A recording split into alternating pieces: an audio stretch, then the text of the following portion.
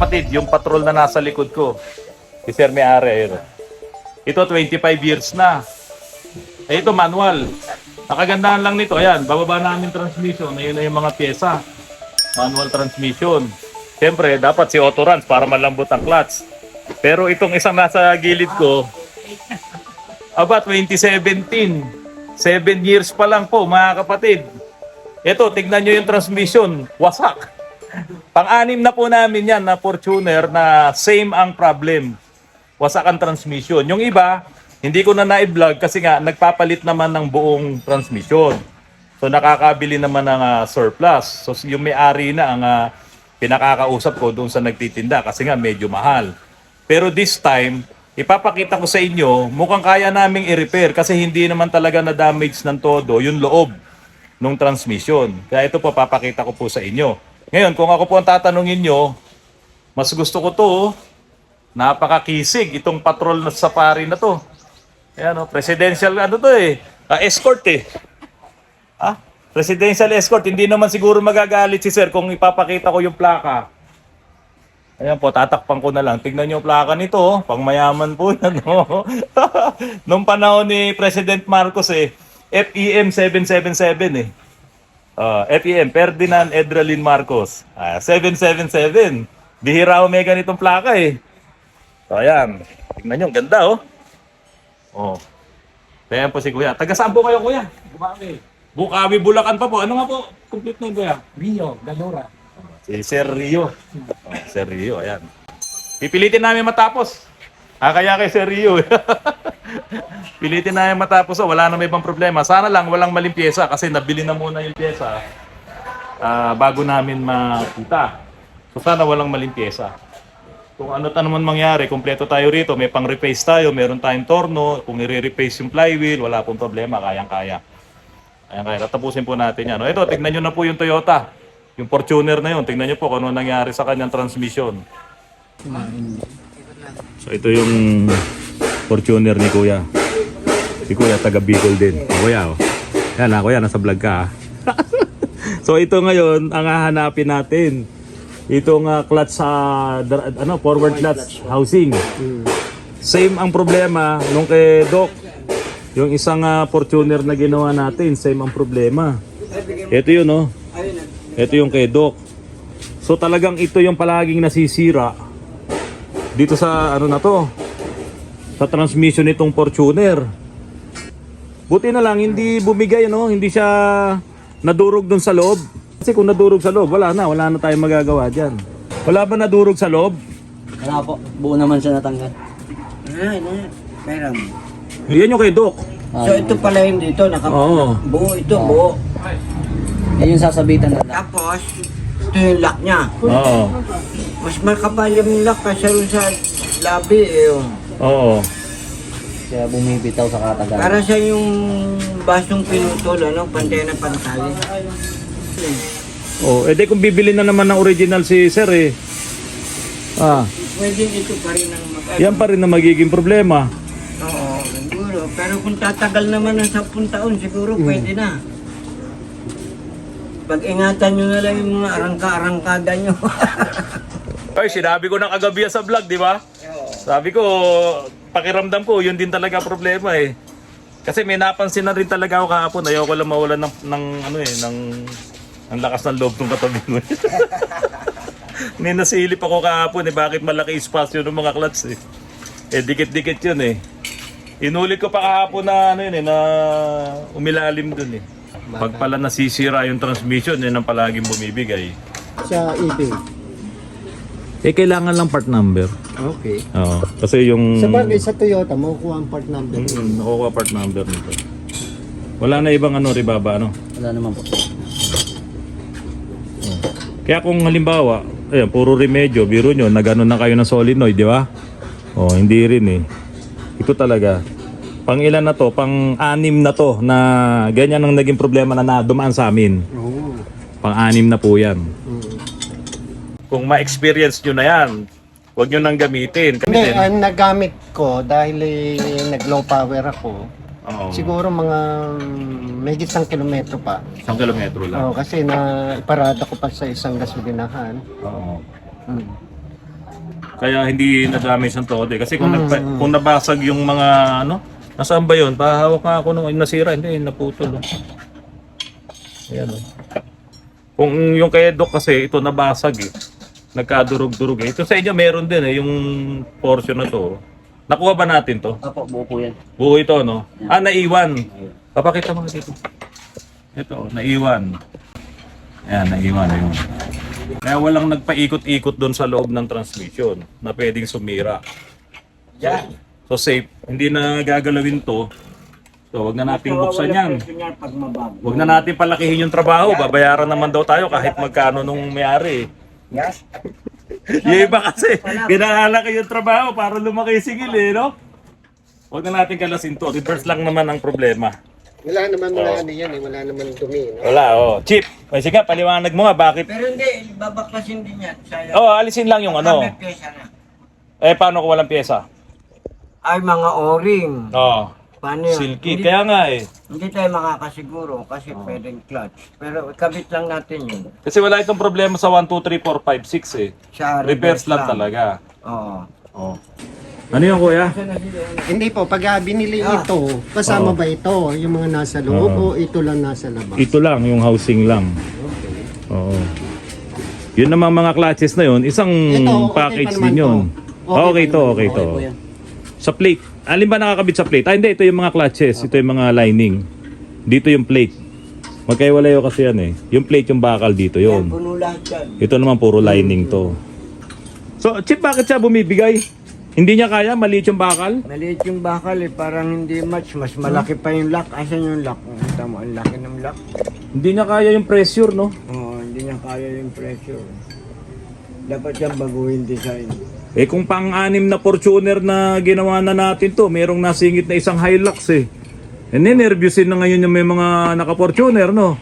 Kasi kahit pala maingat ka sa fluid eh, Nababasag talaga. nababasag. Kaya talagang wag mo ng neutral drive, no? Kasi engage, disengage yun eh. Oo. Pag naka-drive ka na lang, no? Drive ka na lang. Oh.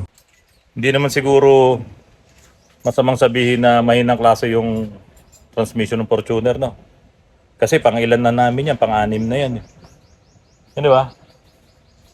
Kung hindi nyo talaga iingatan yung transmission nyo, ayan, ganyan ang mangyayari. Kami pang-anim na, what more yung iba.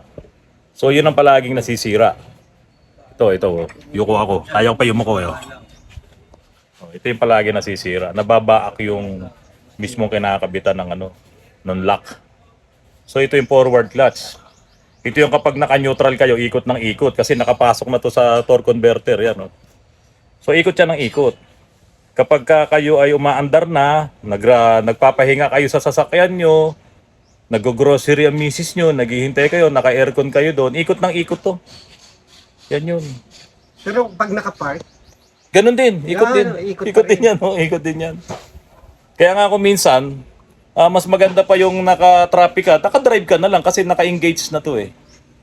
Hindi to iikot, kuya, pag naka-engage. Kasi ang pinipigil mo dito, yung ikot nung torque converter. Kasi pag naka-engage to, diretso na to doon hanggang sa propeller eh. Pag naka-engage to. Yun nga, oh, tignan nyo, pang-anim na to. Isabay mo pa yung isang Hilux, pagpito na. Palaging ito yung nagiging sira. Yung iba, nagpalit ng ng transmission. Buo. oh, gaya ni Doc, ano? Oh, yung kay Doc talagang yun eh. Kasi nadurog sa loob yun eh. Andito nga, yun, transmission ni Doc. Oh. Durog sa loob. Ngayon, parehas kayong 2017. Ito buti na lang, walang nadurog. Kaya titingin tayo sa kasa. Pag wala doon sa mga tropa sa Blumentritt, tingin tayo sa kasa. Mga kapatid, ito yung original na clutch lining. Ito nga Nissan Safari, itong Patrol. Itong tinanggal namin, kung titignan nyo, halos maganda pa to eh. Makapal pa to. Halos parehas pa sila. Ito yung bago. Yun nga lang ito, umingay na. Maingay na yung mga spring. Kaya pag umiikot, ito yung kapag inaapaka mo, doon lang tumatahimik. Pero pag binitawan mo yung clutch, maingay na. Ito naman, talagang maganda, oh. Intact na intact siya. Pero itong dalawang to, parehas to na XCD. XCD din to, oh. Ayan o, XCD din o. XCD. Ito, XCD rin. Ayan o, XCD rin. Yun nga lang, ito original talaga na may nakalagay na Nissan. Kaya kung papansinin nyo, pareha silang XCD, ito replacement, ito original, pero malaki yung pagkakaiba ng itsura nila. Oh. Malaki talaga. Kaya kung magre-rely kayo sa replacement, eventually kung pihikan ka, kung maselan ka, iingay, 2 taon pa lang, ayaw mo na. So kung may pera, dapat talaga original. So ito yung original. Ibang-iba siya dito sa replacement kung titignan nyo. Ayan. Sa tayo pa lang medyo magkakaproblema na eh. Oh. Pagka ganito ang tayo, mga kapatid, magbabago ang clutch ito. Ibang-iba ang ano nito, ang clutch ito, titigas yan. Matigas po ba ang clutch nyo? Tumitigas, ano po? Oo. Tumitigas na? Parang hindi na yung nakalagang Oo. Pero kung tutusin, makapal pa po ito. Pati yung pressure plate nyo, maganda pa yun. Oh. Kaya lang, yun nga, tumigas na. Ito, ang layo ng ano nila, oh. Hindi talaga sila similar. Kaya kung magpapalit kayo ng mga clutches nyo, kahit sabihin yung replacement yan, dapat parehas na parehas. Dito pa lang, oh. Oh. Ang taas nito kaysa rito. Okay, baliktarin mo. Ibang-iba, ganun din. May diferensya din sila. Ngayon, tingnan natin itong pressure plate. Talagang binili ni Sir sa sa kasa na. Saan po nyo binili to, Sir? Anong kasa po? Caloocan. Sa Nissan parts po doon, So, yeah, original, oh. So, ito, dapat may nakalagay na Nissan dito. Bigat. Para tayong nagbubuhat ng weights, Tsaka may balancer, oh. Di ba? Oh. May pambalance siya. Ayun pala, XCD, oh. XCD Nissan, ayun, oh. Kita niyo po, ayan, oh, Nissan. XCD. So, ito may balancer. Kaya pag ikot nito, pantay na pantay ang ikot niyan. Tapos, bumili rin si Sir ng fork. Oh. Ito na yung fork. Okay, tapos magtatanggal kayo ng bushing. May binili rin si Sir na bushing. And then, yung sa release bearing, ito, 2 piraso release bearing. Ipe-press, hindi na pala kayo magpe-press out. Pagsasamahin nyo na lang itong bago, doon din dito sa bearing to. Yung nakaraan na binili natin, hindi siya bumili ng ganito. Yung may-ari, hindi siya bumili ng ganito eh. Kaya nag-press in, press out pa tayo. So ito, pagsasamahin mo na itong 2 bago. Okay. So mga kapatid, yun ang kaibahan noong original na Nissan, yung genuine Nissan parts, doon sa replacement. So malaki talaga ang pagkakaiba ng feel nito, ng apak nito, ng tigas nito kapag hindi kayo nagpalit ng original. Hindi dahil sa hindi siya magandang klase. Magkaiba talaga yung kanilang sukat, lahat magkaiba. Kaya ngayon nagkakaroon ng problema doon sa geometry ng clutch. Parehas namang XCD, pero iba talaga yung yung replacement. Hindi nyo nga alam kung yung replacement na yan, kung para talaga sa Nissan eh. Kasi nga nagkakapare-parehas naman yung iba. Okay, punta tayo rito. Linisin na to. Uy, eto pa. Ay, may lalim oh. Oh. Yun lang sir, magre-repaste tayo. May kanal po oh. Mas mataas to. Kumain na. So ito po i-repaste. Okay mga kapatid, ito. Bago lahat, original lahat. Dapat hindi ako maglalagay ng magic washer. Pero dahil sa hindi magpapalit ng flywheel, yung mawawala dito sa flywheel, hahabulin ko yan ng magic washer. Kaya importante pa rin po yung washer na ilalagay natin doon sa ilalim ng pivot ball. Sir, may pivot ball po ba? Hindi tayo bumili? Wala, okay. So talagang 2 mm or less than 2 mm, mga 1.6 mm na magic washer ang gagamitin natin para ilalagay doon sa ilalim ng pivot ball. Ito yung bushing. Sa ibang transmission, ang gamit ay bearing. Dito sa Nissan, ang gamit po ay busing, tanso. Ayan, oh. Tanso ito, hindi to pwedeng bakal dahil pagka bakal lang ginamit, mapupudpud silang pareho. So dito po yan, ayan. So hindi pwedeng bakal to kasi bakal din yan. So itong isa tanso para hindi siya madadamage. Ngayon dahil si Sir bumili na lahat ng pyesa. So ito na po yan. Tapos ito ipe-press. Yan. Pagsasamahin. Yung nakaraang ginawa naming patrol, ang binili lang niya bearing, kaya kinuha pa rin yung dating ganito. Pero ngayon ito bago lahat. So ang hindi lang bago dito, yung flywheel at saka yung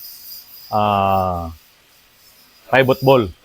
Kaya talagang kailangan si Magic Washer. O Jun, dali mo na pala yan eh. Sir, Para bago ah. Itaas mo nga. Pina-replace na natin kay Engineer Tulit. Itaas mo kasi hindi makita yung mukha mo eh. Oh. O yan oh. Pagpantasyahan nyo na to, malapit na. Medical mo na sa Monday. So medical na niya sa Monday, kaya pala umiinom kanina ng gatas. Hindi, kasi pag dumating yung pyesa, Ano na naman yan? May good news ako. Ano na naman? Doon, yun, sa mama na yun. Oo. Oo. May mabibili tayong pyesa. Meron Oo. siya nabiling pyesa. May nakita. So ibig sabihin, talaga palang sirain yun. Kaya may tinda silang Kaya may tinda. Oh. Yung mismong binibilan ng mga brand new na transmission. Oo. So yung importer din ang merong pyesa. Oo. Ipapadala na. Oo. Ngayon, ang payo natin, Chip, ganito. Oo. Pagka naramdaman nilang medyo pumapalya na yung reverse, wag na nilang gamitin. Paano kung nadudo sila sa malayong kailangan umuwi? May towing naman hindi eh. naman sir yung version forward. Hindi, yung reverse kasi ang talagang pagka nagka-problema, Palatandaan yung yun ang palatandaan yan. Nabibigay ang forward clutch na yan, yung housing. So talagang ganun. Kasi pag ang mangyari, katulad nung nangyari kay Doc, Oo. na naipaandar pa, nadurog yung pyesa, Oo. sisirain yung housing eh. Oo. Kaya nga ang nangyari yung kay Doc, nagpalit siya ng transmission kasi sira yung housing. Yung buong housing Oo. hindi yung housing nung forward clutch, yung buong housing ang sisirain. Oo. So para makatulong din sa inyo, pag naramdaman nyo medyo pumapalya yung reverse, wag nyo nang gamitin, patow nyo na lang. Mura lang naman ang tow, yung sakay. Oo. Di ba? Meron din tayong ginagamit na towing services. Yan, yung motor trust kay Miss Sally. Oo. Ayan, pwede nyo, bibigay po namin sa inyo. Ito, makakauwi na bukas to pag dumating yung pyesa. Kaya lang, nasa nandoon pa sa Manila eh. Nakandong ba sa? Oo, Baka bukas ang Baka dito nasa na Japan. yan. bukas nandito na yan. Mukhang gusto niya ata dito tumira ni Kuya. Oo, ito na. Nagluluto na ng pansit niya. Ito, tapos ko na to. Tapos na to. Ay, kakabit na lang. Ano? Sino Tama magkakabit naman, nito? sino magkakabit niyan? Siyempre yung Siyempre yung pogi. nakaisang ka na naman. Injection pump. Okay na to. Sige mga kapatid, bye-bye! Bye-bye. Ayun.